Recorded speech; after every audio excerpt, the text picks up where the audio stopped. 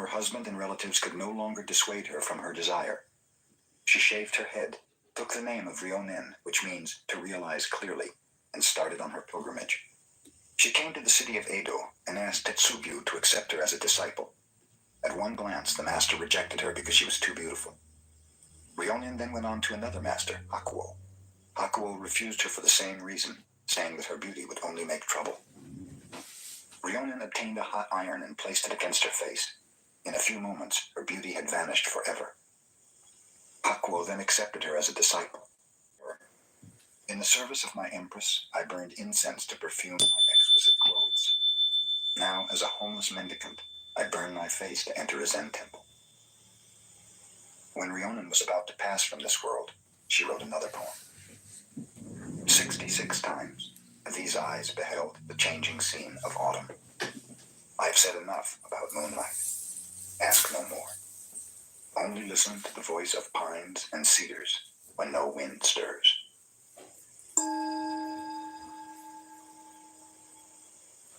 The cook monk, Dairyo, at Bankai's monastery decided that he would take good care of his old teacher's health and give him only fresh miso, a paste of soybeans mixed with wheat and yeast that often ferments. Bankei, noticing that he was being served better miso than his pupils, asked, "Who's the cook today?" Dairyo was sent before him. Bankei learned that according to his age and position, he should eat only fresh miso. So he said to the cook, "Then you think I shouldn't eat at all?" With this, he entered his room and locked the door.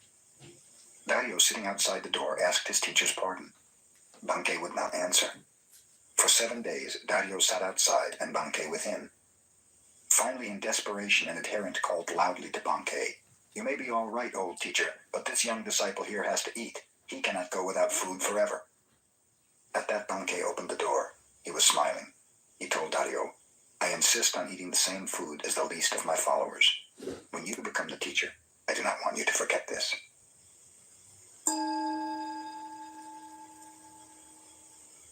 A student of Tendai, a philosophical school of Buddhism, came to the Zen abode of Gasan as a pupil. When he was departing a few years later, Gasan warned him, "Studying the truth speculatively is useful as a way of collecting preaching material. But remember that unless you meditate constantly, your light of truth may go out."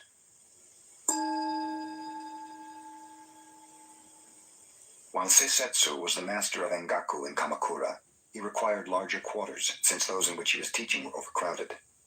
Umezu Seibi, a merchant of Edo, decided to donate 500 pieces of gold called ryo toward the construction of a more commodious school. This money he brought to the teacher. Seisetsu said, "All right, I will take it." Umezu gave Seisetsu the sack of gold, but he was dissatisfied with the attitude of the teacher. One might live a whole year on 3 ryo, and the merchant had not even been thanked for 500. "In that sack are 500 ryo, hinted Umezu. "You told me that before," replied Seisetsu. "Even if I am a wealthy merchant, 500 ryo is a lot of money," said Umezu. "Do you want me to thank you for it?" asked Seisetsu. "You ought to," replied Umezu. "Why should I?" inquired Seisetsu. "The giver should be thankful."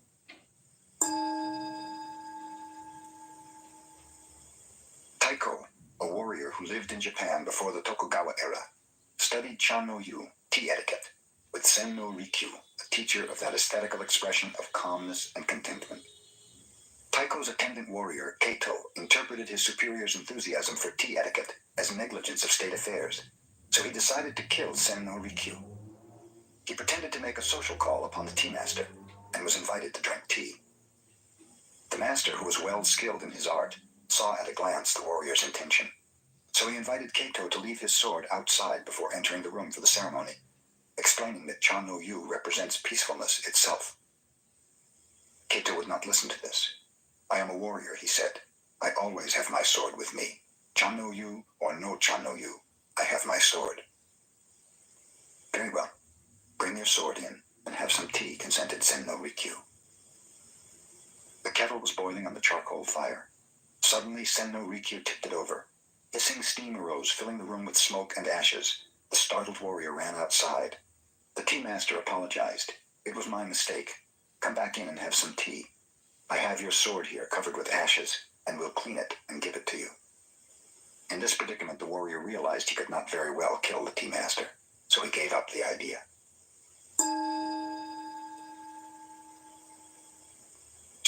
before Ninakawa passed away, the Zen master Ikkyu visited him. "Shall I lead you on?" Ikkyu asked. Ninakawa replied, "I came here alone, and I go alone. What help could you be to me?" Ikkyu answered, "If you think you really come and go, that is your delusion. Let me show you the path on which there is no coming and no going." With his words, Ikkyu had revealed the path so clearly that Ninakawa smiled and passed away.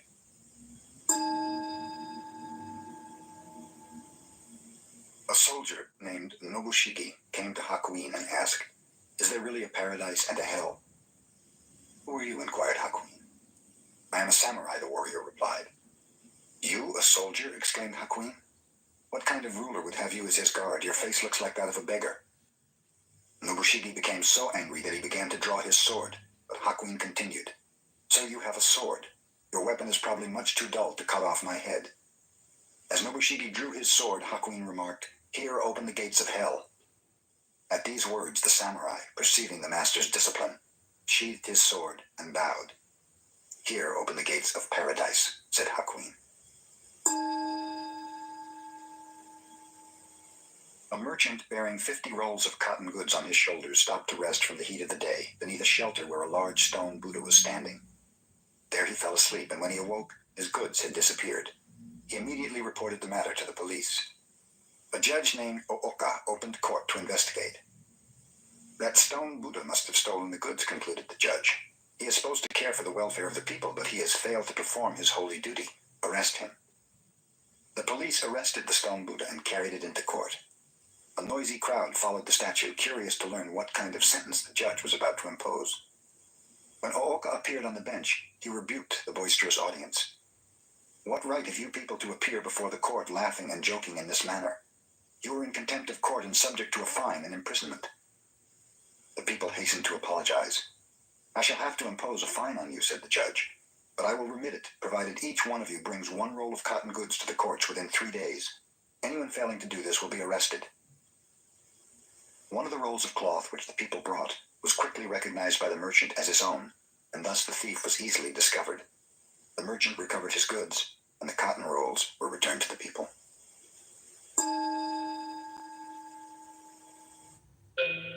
Today is the beginning of something big. A change in how you manage your weight, thicker, fuller hair, and control over your anxiety and depression.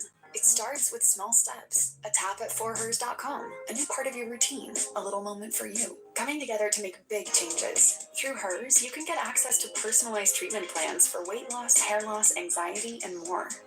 Connect with a licensed medical provider today. Get started at forhers.com.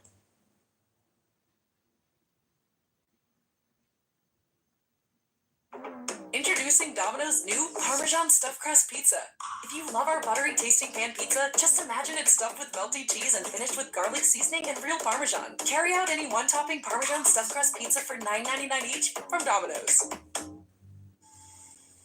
Once a division of the Japanese army was engaged in a sham battle, and some of the officers found it necessary to make their headquarters in Gasan's temple. Gasan told his cook, "Let the officers have only the same simple fare we eat." This made the army men angry, as they were used to very deferential treatment. One came to Gasan and said, "Who do you think we are? We are soldiers, sacrificing our lives for our country. Why don't you treat us accordingly?" Gasan answered sternly, "Who do you think we are? We are soldiers of humanity, aiming to save all sentient beings."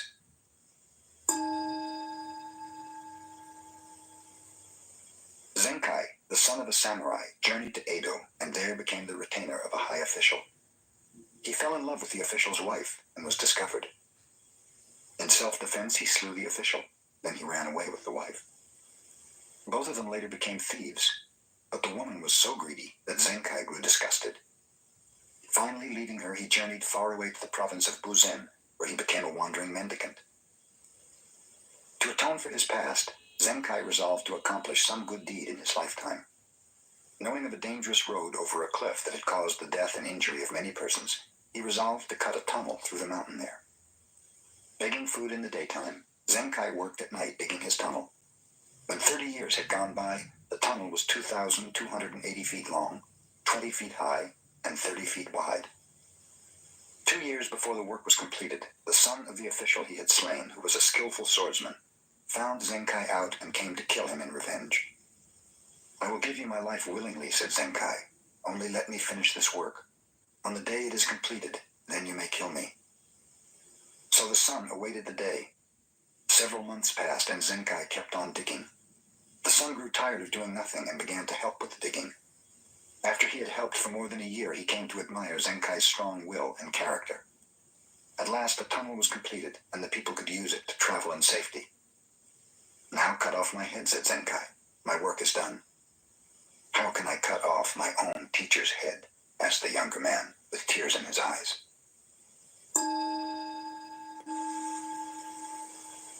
A great Japanese warrior named Nobunaga decided to attack the enemy, although he had only 1/10 the number of men the opposition commanded.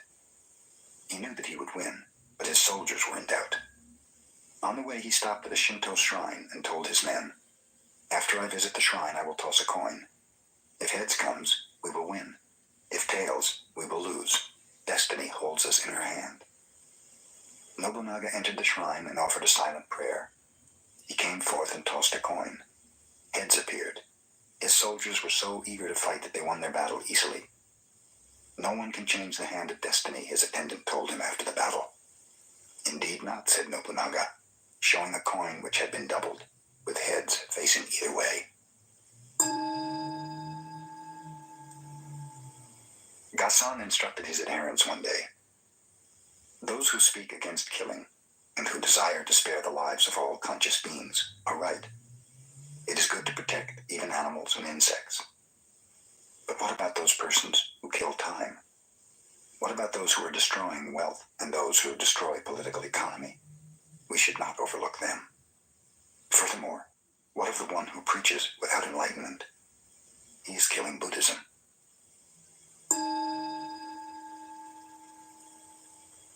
A young wife fell sick and was about to die. "I love you so much," she told her husband. "I do not want to leave you. Do not go from me to any other woman. If you do, I will return as a ghost and cause you endless trouble." Soon the wife passed away.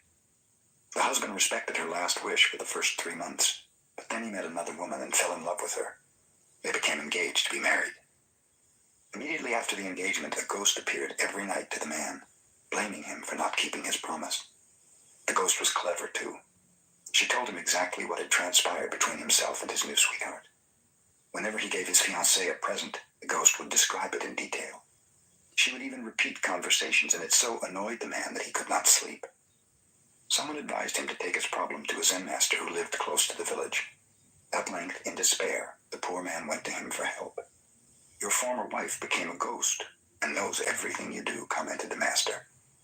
"Whatever you do or say, whatever you give your beloved, she knows. She must be a very wise ghost. Really, you should admire such a ghost. The next time she appears, bargain with her. Tell her that she knows so much you can hide nothing from her, and that if she will answer you one question, you promise to break your engagement and remain single." "What is the question I must ask her?" inquired the man. The master replied, "Take a large handful of soybeans and ask her exactly how many beans you hold in your hand. If she cannot tell you, you will know she is only a figment of your imagination and will trouble you no longer." The next night, when the ghost appeared, the man flattered her and told her that she knew everything. "Indeed," replied the ghost, "and I know you went to see that Zen master today." "And since you know so much," demanded the man, "tell me how many beans I hold in this hand." There was no longer any ghost to answer the question.